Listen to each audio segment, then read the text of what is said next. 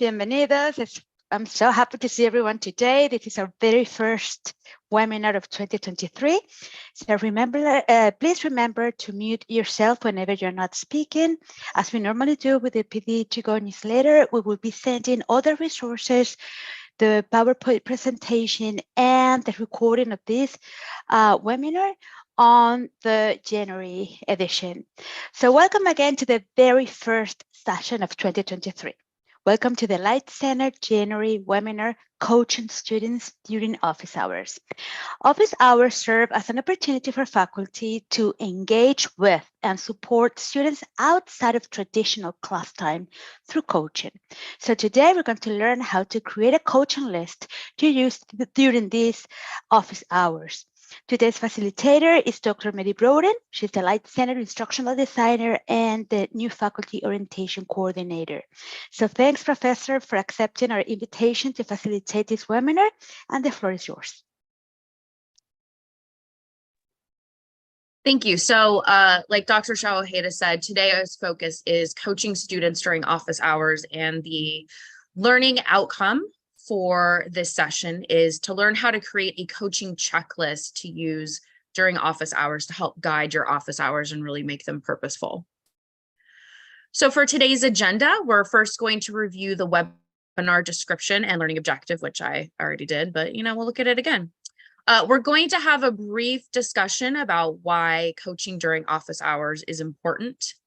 We are going to third talk about how to coach during office hours, which is going to include an editable PDF checklist that you can use yourself or use as an example to modify to fit your needs as an instructor coaching students during office hours. And then we'll end with what are the main takeaways and questions, and just given time, kind of an open-ended discussion. And Dr. Shao Ojeda, if you could please monitor the chat, just because I am not really going to be able to.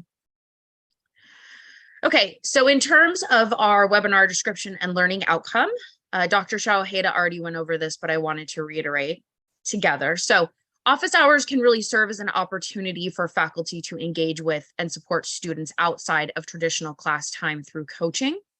I know there's a big push for faculty at Westcliff and at other institutions, including adjunct faculty, to set aside time for office hours, but oftentimes it can feel like, in my own experience, as a burden or something that students don't actually come to, or if they come, it's like the same student and it's not really the best use of everyone's time. And the point of this webinar is to learn how to create a coaching checklist to use during office hours to make that time valuable for everyone involved. All right, so before we go ahead, excuse me, and the winds, I woke up to winds whipping across the hillsides in Southern California, and it is just aggravating my allergies to no end. So just please bear with me here. So really quickly in the chat, I was hoping that you could give me one reason why you think office hours are important. It's a good time to communicate with the student directly if they have specific questions or so. And this is where we let them know that we are available for them in this specific time. Great, thank you. So we also have to connect with the shy ones, a chance to connect one-on-one with students, FaceTime with the student, help students as much as possible, one-on-one support, meet with students one-on-one, connect with students. So we're seeing some trends here, right? Like connecting with the students, engaging one-on-one time that you're not always able to do, especially when we have larger classes. And Professor Lipo said a great place to answer questions and calm fears. Excellent, thank you. Okay, so for today's purposes, we're going to emphasize these three aspects of why you should coach during office hours. So the first one is to focus the purpose. So what we had in the chat were a lot of, kind of overarching reasons that it's important, but that time is really most valuably used if it's focused. And oftentimes students don't necessarily know how to focus it.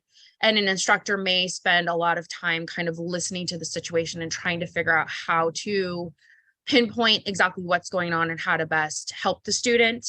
But being able to really get down to the purpose from the get-go or very beginning in the session with the student is really advantageous. Number two, it can really increase the quality of engagement between the instructor and the student, something that can be a really meaningful takeaway for everyone involved. And then three, and I would say almost more important than the other two, is to build the student's ability to solve problems. We're not just talking them through how they can fix one problem or how to go find a resource at Westcliff. Like, hey, use the Writing Center. Like, using a coaching method and a checklist, even if it's just really basic that you've shared with the student, can really, really help them to build their ability to solve problems in general, not just in class, but in other classes and then in life as well. And we're always talking about building those soft skills.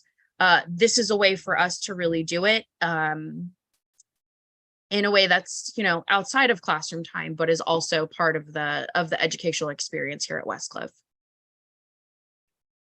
Okay, so now we're going to talk about how to coach during office hours. So I'm going to walk you through each of the checklist steps in order and elaborate on them a little bit. And then we're going to go ahead and take a look at what it can look like. And this is just one example of what it can look like in a checklist that is basically serves as a contract between the instructor and the student. And you'll see how this can work as we dig a little bit deeper into this. And full disclosure, I did a training through another university, and this is all adapted from what they did. Theirs was like a much more robust course, but I thought that something that was more scaled down and concise was something that we could share with faculty at Westcliff and then get them using immediately if they were really interested, versus having something that was kind of lengthier than necessary. Okay, so first things first, when you are meeting with a student, you want to help them determine the goal of the session. So from the get-go, you want to discuss the student's needs in relation to your class, or it could be something that's completely different that you have to help them, connect them with resources for, because we've all had students come to us with a variety of issues. Sometimes they just need a sounding board or someone to listen. So discussing their needs to help determine the goal of the coaching session. And like I said, that could be something that's like, hey, honestly, I can't help you, but let's make the goal of this session to get you in touch with someone else who can help you with what you're struggling with. So determining the goal from the get-go is really important, and that helps to keep everyone focused. The next is to identify the strengths, skills, abilities of the student that they can draw from to solve the problem. So we've identified the goal of the session, and now we're looking at what can we harness from the student that's not only going to enable them to solve the problem at hand, but also to be able to take a positive take on their own ability to take ownership for their learning, for their life struggles, for whatever. I mean, we're not looking at like giving them epiphany moments at this point, or, being a life coach, but even just like a small gesture like this can really go a long way.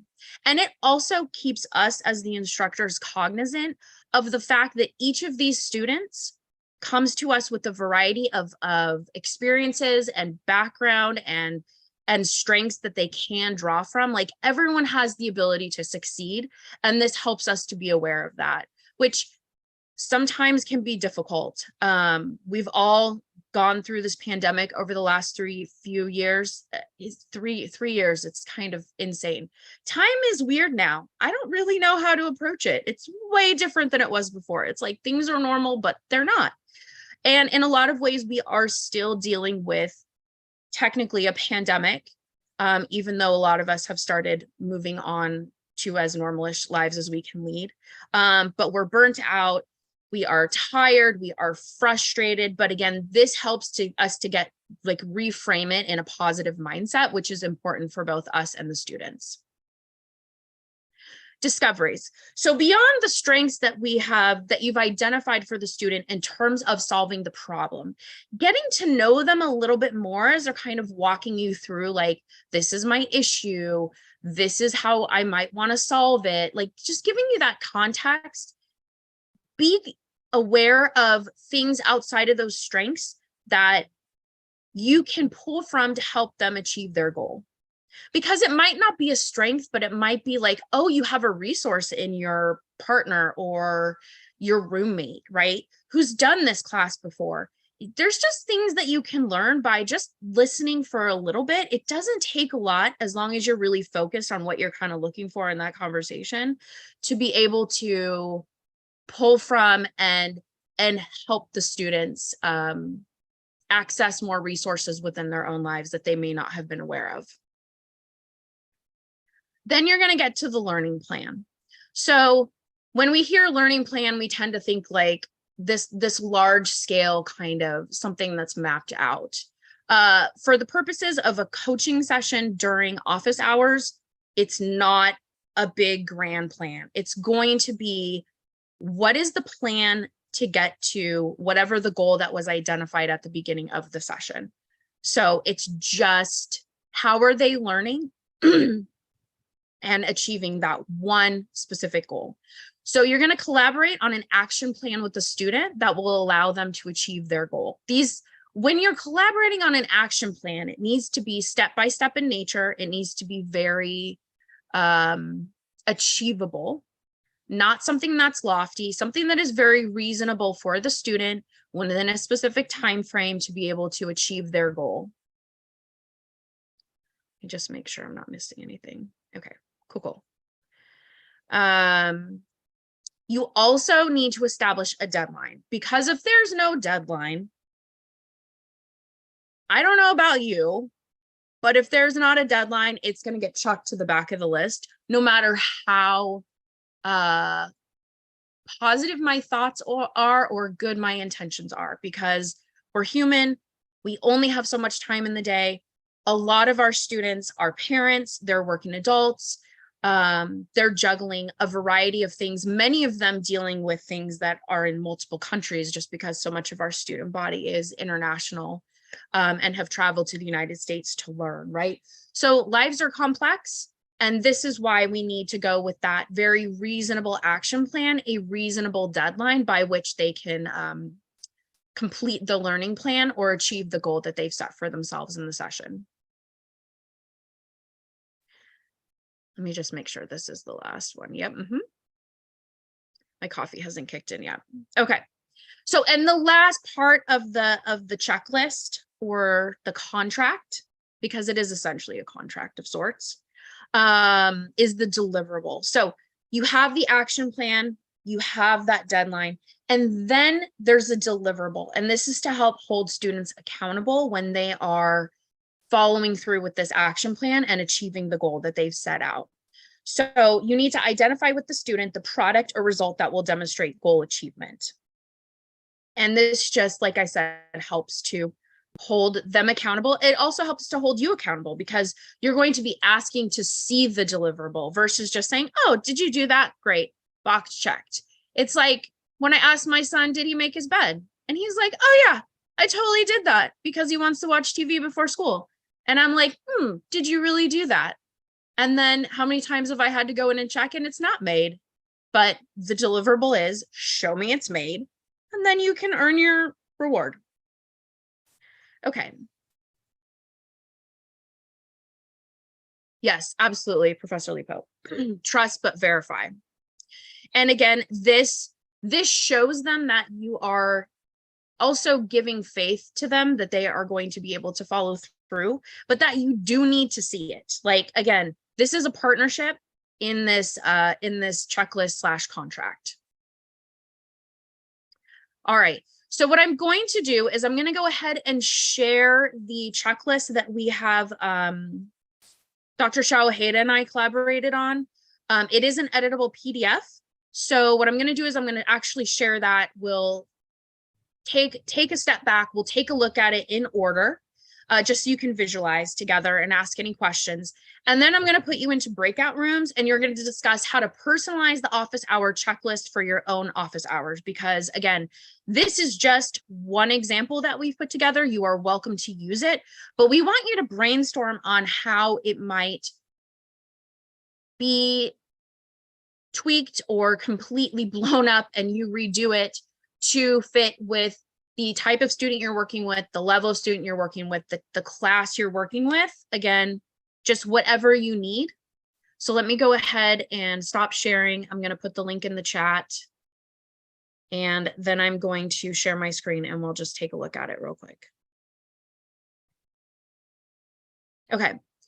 Everyone should be able to access this. If you do have issues, please let me know. So when you open up the link, you should be able to just download it and then open it up. And it is editable in the browser. Excuse me, Mary, I cannot see it. It's in the chat. Did you look in the chat? Oh, okay. Just a minute. I don't seem to be meeting chat. Okay. I mean, I see Peter, Nino. Oh, I got it now. Okay. Okay. So I had to, yeah. All right. Sorry. So this is what it looks like. And it's, like I said, with all the steps in order. So you would put the student's name and the date. And then you're going to begin by discussing the student needs and identifying the goal below. And then you would enter the goal. And then you would go through step by step. And we have these questions here to help guide each of these areas. And I think it's a really good idea when you're doing this with the student to share the screen with them. Or to have, share the screen with them and say, look, this is what we're doing. Let's discuss. Through each point of the way, we're going to go ahead and enter this information, and you let them really drive it.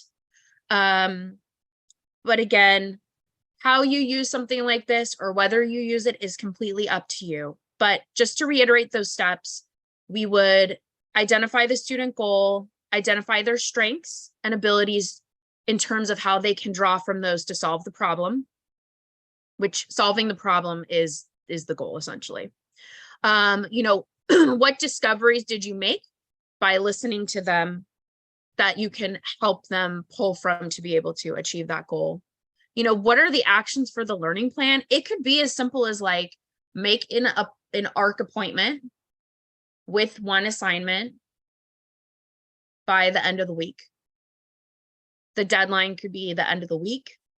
And then the deliverable could be, notes on what they got out of the ARC appointment. Again, really, really like actionable, small steps here.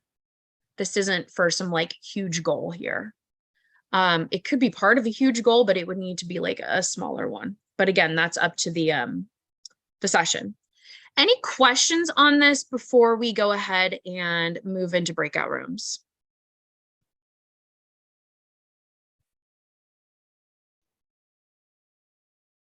So in the breakout room, we will do it as a group, not individually, right? So the point of the breakout room, and let me just share with you what you're going to be doing in the breakout room, is you are going to be discussing how to personalize the office hour checklist for your office hours. So just a really open discussion based off of what you're seeing in that checklist, how you can personalize it to best benefit your students during your office hours. Thank you. Sure. And I'll put this in the chat after everyone gets in the breakout rooms, but you might also want to take a sec. Sorry, I have animals messing with each other. You might also want to take a quick screenshot or photo of this question so that you have it available to you. So I'm going to go ahead and do the breakout rooms.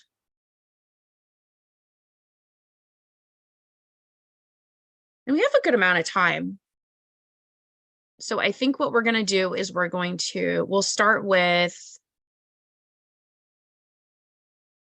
8 minutes for discussion, and then I will come around and just kind of see where we're at with that. Okay, so I'm going to go ahead and create 4 breakout rooms. You're going to be automatically, just hang on here. I'm going to assign manually Dr. instead. Broden, remember to leave one group in the main room for recording. Just remember that. Yeah. Okay. Oh, we have a good amount of people here. This is awesome. Okay. Okay.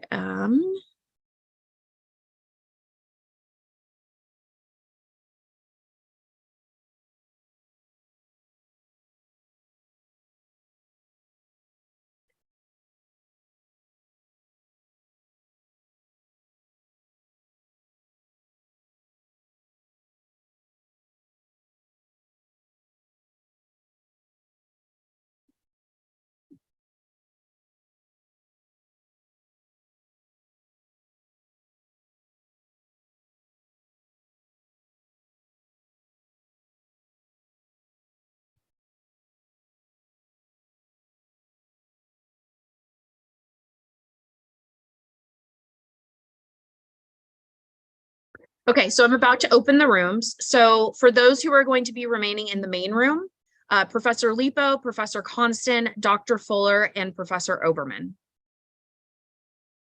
So go ahead and go to your rooms. I am going to put the, I'll broadcast what we're going to be doing, and then we'll go ahead and get started with that.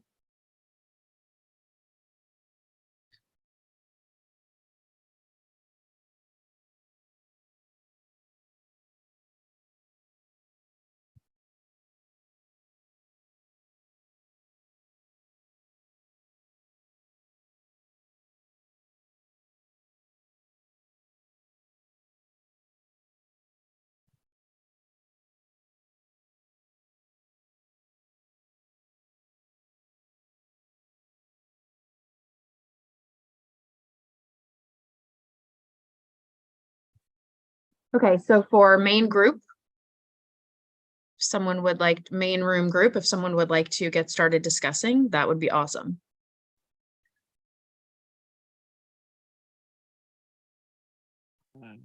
I would like to say, I think your list is awesome as it is. Look at it again. I like that you start off with the goals and the strengths. I think it's important to have students, aware of the positives before you get into any possible negatives, if you know what I mean. Yeah. Dr. Broding, it might be helpful if you could go back and share again the list. I probably should have, and it would be great to let other people know to take a picture of that as they're discussing. One thing I think about when I'm coaching students is oftentimes when they've requested time with me and I say, here's my office hours, they have some concern or they have a complaint. And so one of the first things I try and do is just listen to them. Let them have that opportunity to talk. And sometimes it's about the class, sometimes it's about an assignment, sometimes it's not about any of those things. And just having that first time to let them talk before I go in to try and give advice or try to go in with my own agenda. I have found that to be helpful in a way to personalize. If I'm in an office hour one-on-one with just one student, I think that if my office hour is geared towards a specific topic maybe that students are joining, then that would be a different approach I think would be necessary. To tag on to that, I often I have them reach out to me and I meet them when they're able to, when we're both able to, I should say. I try to find out as much as possible ahead of time so that I can be prepared to answer their questions. Sometimes, because being a program chair, they have a question about something else, and I can redirect that part so that they go to the right person, and then I can focus just strictly on what they need for the class. I like that idea, Jim, because oftentimes they don't know who to go to. Like, so as a professor, I'm their first line. Like, they know me, they've seen me, they're making a relationship with me, but they don't know who to reach out to in these other areas. And even in class, I might say, you have your student advisor, or we have an academic resource center we called ARC, or we have writing center. Sometimes they're still very confused about what all of that is. And you talk fast and you have a limited amount of time with them in that 2-hour period. And oftentimes I'm focused on content. And so just taking that deep breath and making sure that they realize there's lots of resources out there. It might even be referring them to the program chair as well from that professor point of view. So office hours are utilized for a lot of, I think, as I'm looking at this checklist, discovery. Like, we are like inquiring about what their needs are. We're trying to meet student needs so that they're successful not only in the class, but at college and the whole experience of being at Westcliff. Yeah, that finding out who to talk to is often the hardest issue. You know, it's teaching them to ask the right questions. Is half the game. Many times they don't know who their advisor is, even though we can go in and see that they got 12 emails or 12 contact messages from that person. They are very bad at reading emails. Across the board. I'm just now getting responses for something I sent out on Saturday that said urgent in the subject line, please respond. And I did a read receipt. They're just now slowly trickling in. I've received about a third from the class. So, I don't think part of it, I think I need to teach them, and I think they need to be taught how to forward emails from one to the other so that they can always see them in the email they primarily use. But I don't know. I think we might need to figure out a way so that it also gets texted to their phones. I think they might see those things better. But on that, we can get a lot of action plans for the university and for my tech department from these meetings as well. In the College of Education, when I work with students, I'm able to work with students at a variety of levels, from that integrative studies area where they're just, budding college students into those generalized subject matter area around their bachelor's degree in education, then a little more specialized as we get to our MA TESOL. And then now we have our doctorate program. And so I'm working with these real scholarly, in-depth research kinds of students. And I find that each level of rigor looks different, and each level of students kind of have different needs. I'm curious with Dr. Fuller in College of Business, with such a large, like in my graduate program, I don't have such a large number of students. Dr. Fuller, do you find that your professors, or when you're teaching, that at that graduate level, their needs are different, and that in terms of personalizing that hour for them, that you might focus on different topics? Yes, their needs are slightly different, especially at the DBA level. When I'm looking at the office hour coaching checklist, it should be slightly different depending on the degree level, because at that level, they're critical thinkers already. So it's probably more beneficial to ask them, how do you think you can best solve your problem? How do you think you can achieve these goals? Or what is a achievable timeline for you to meet these goals? That way they can take it away and actually apply it. So that's what I've seen at the DBA level, because, I mean, as you know, Professor Constant, you all are just thinking about how to solve problems. What theory should I use? What concepts, what assumptions must I follow? So it's best to take that approach at the higher level, because that's how they're being taught in the curriculum anyway. So that's my take on it. But yeah, undergrad, MBA level, definitely they need a lot more professor guidance to teach them how to do those critical thinking skills. But however, at the terminal degree level, I think it's best to have them think through it themselves, and it helps them write their papers and diagnose problems in the industry at the same time. So if you can diagnose your problems and follow that process, it's more likely you'll do better when you diagnose the business industry issues that we give you in your syllabus. Which is a good reason why it's editable. Yep. Mm-hmm. So I would actually open it up and, let the student, okay, what are your goals? And then with the strengths, okay, what are your skills and abilities that you already know of that can help you solve the problem? Because they identified the problem. Now they have to do a hypothesis on what the solution, the if-then statement. If I do this, then this will no longer be a problem. And then we can talk about ways on how to gather the data and help them achieve, the discovery phase. And then we introduce the learning and the deadline and deliverable phase. So that's my approach, Professor Constant. Hope I kind of explained it. No, Dr. Fuller, I really appreciate it. I love how that you really focused it back on the student at those levels, helping them reflect on their own problems, helping them become their own problem solvers as you facilitate and guide that process. I see that would be a really good technique that they could then take and use in their own, not just in their own studies, but that they could apply that practically as we think of Capri and our conversation yesterday with putting the P in Capri, how they can take that back and apply it practically to even their jobs as they work in teams or as they work in others, or as maybe they're leaders at their positions. I really like that reflective approach of internalizing that. I think that I have one thing to add, though. I have one thing to add.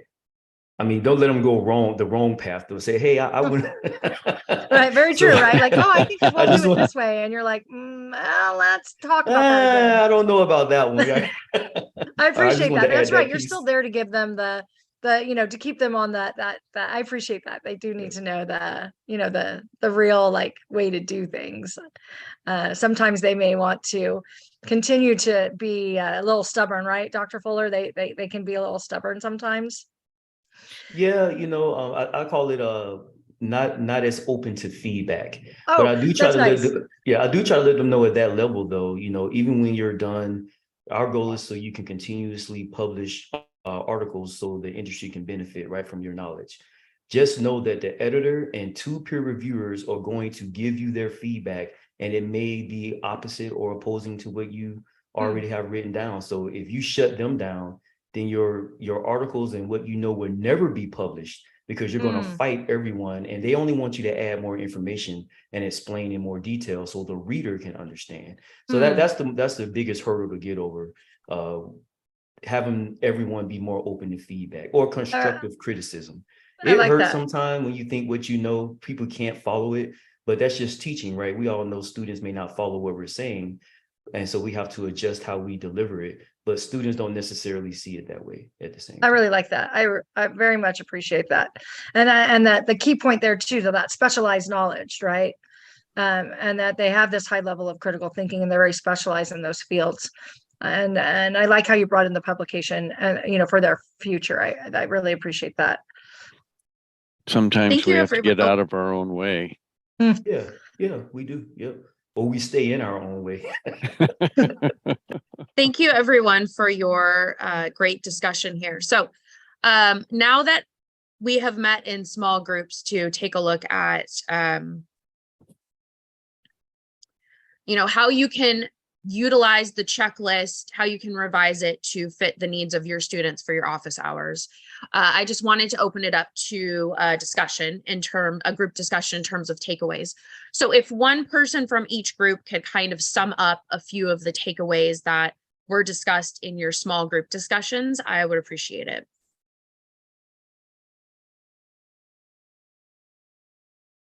Who would like to go first? Sama can speak for group 3. Okay, okay. Actually, I'm not even teaching in Westcliff yet. You know, they didn't give me classes. So I'm in the process of waiting. But I talked based on my prior experience in Turkey. And, you know, I said that the most important thing is discipline. And, you know, normally the students would come, you know, without any agenda. I mean, they know that they have problems and they want to talk about it. But we have to discipline them as much as we have to discipline ourselves. And this checklist should be known by them. I mean, this is what we want you to do. Do your homework a little bit before coming, so that, I mean, this is in my mind. We may go, it may not be exactly as it is, you know, but this is the rough framework.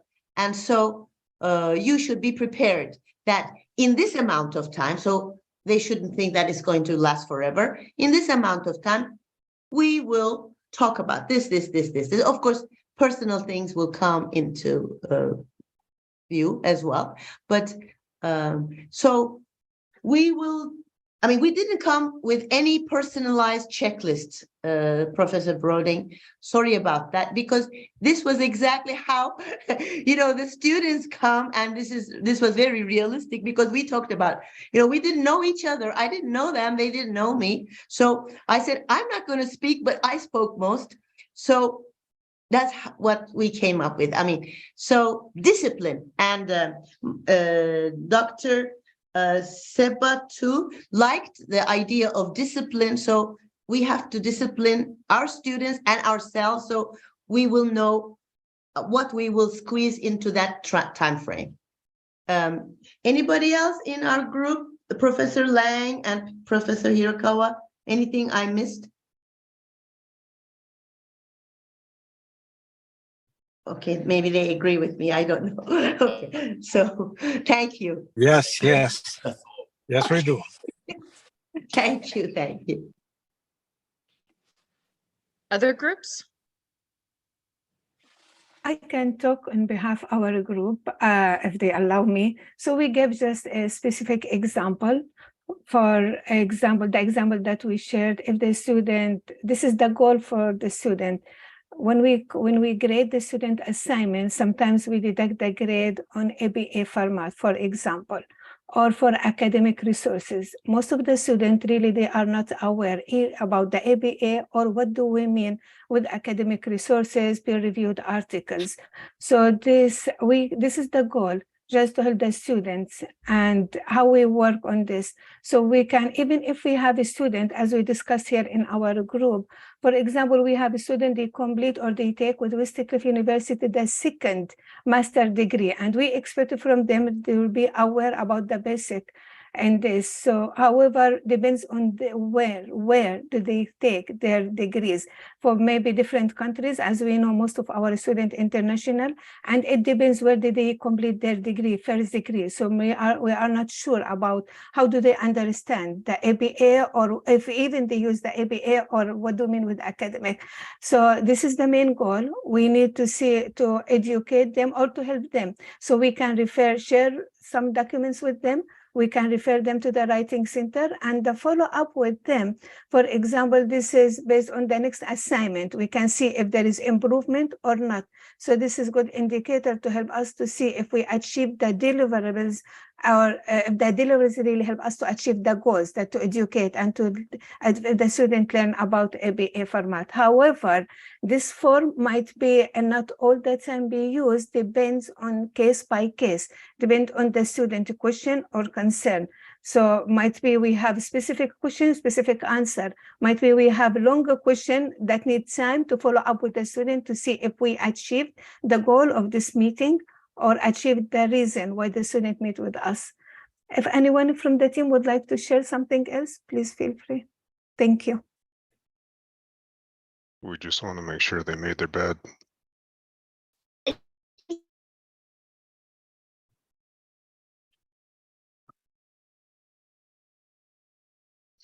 Thank you, Dr. Becker. That got me laughing. Main room group, could at least one of you please kind of sum up the key takeaways that you discussed.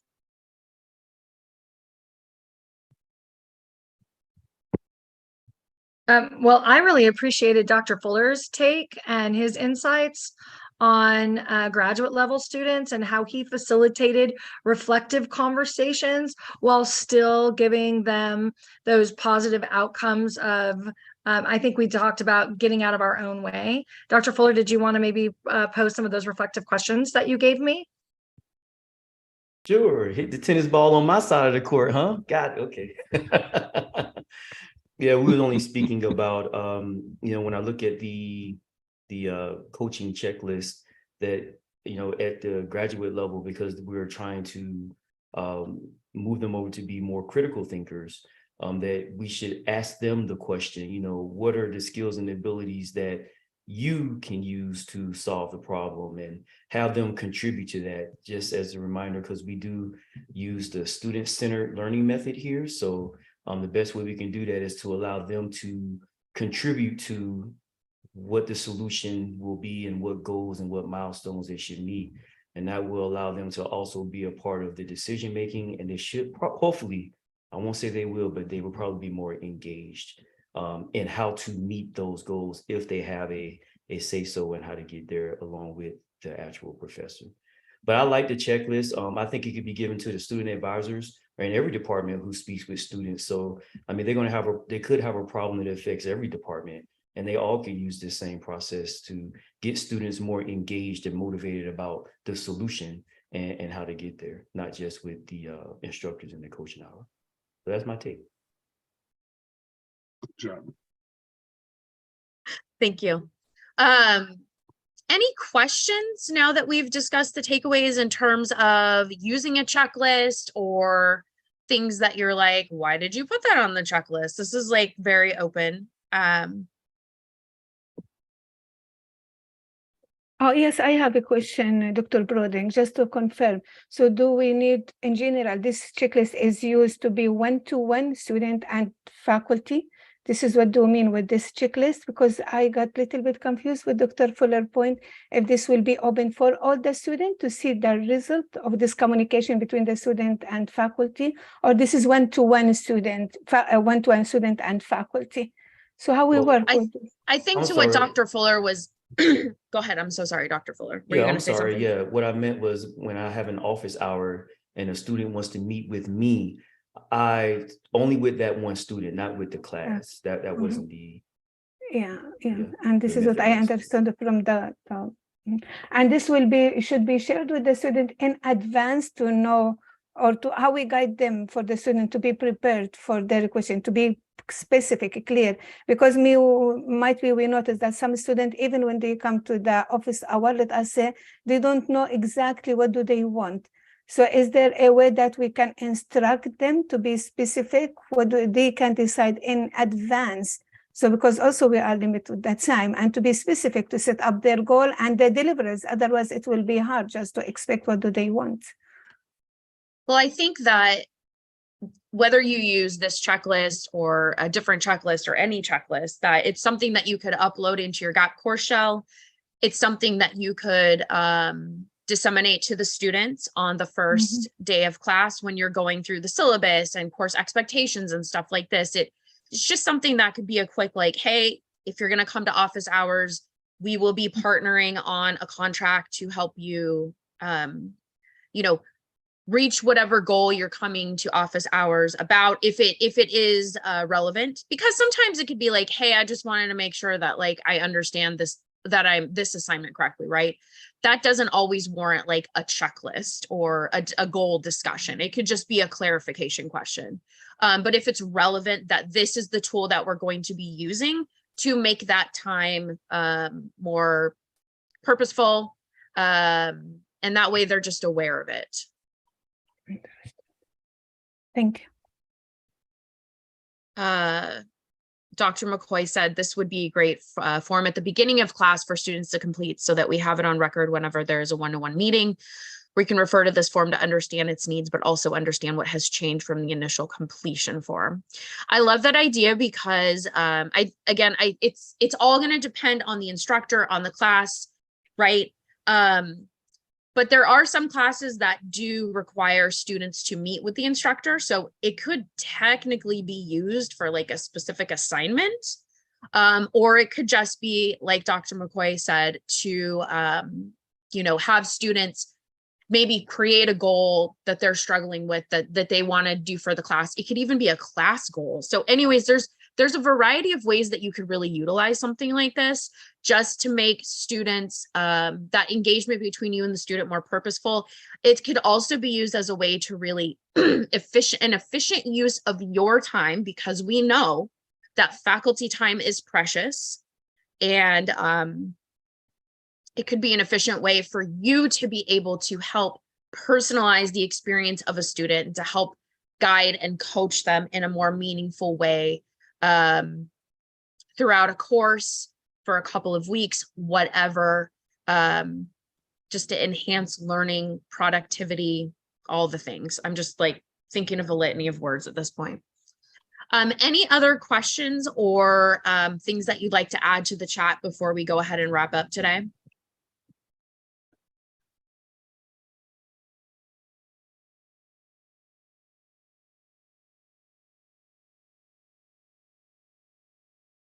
All right, thank you. I'm going to go ahead and kick this to Dr. Shao Ojeda. Yes, thank you so much, Dr. Brodin, for facilitating today's webinar. It was really practical, and I think we have lots of ideas now on how to approach those office hours in which we're there, just not to talk to students only, but also to listen to them and to help them. So what a productive 2023 we have ahead. Really, we are planning so many wonderful opportunities for our faculty. So we would like to invite you to our next session. Is the Capri Kickoff. The Westcliff University approach to teaching and learning has been established through the development and adoption of a comprehensive Capri, which means contextualized, applied, practical, relevant, and inclusive approach. So a panel of respected Westcliff peers will take a deep dive into the needs of our students and how we can respond to these needs by aligning learning goals to classroom activities, creating motivating and inclusive environments to amplify success and satisfaction. This is not a mandatory session, but it's strongly recommended. So it's optional, but we would love to have you there, because we are now working with the Capri framework, and you need to really be familiar with all the components of this framework. So thanks everyone for attending today's session. If you need anything from the Light Center, you can reach out to us through our email, light@westcliff.edu. So have a wonderful day, and see you soon. Thank you. Thanks everyone.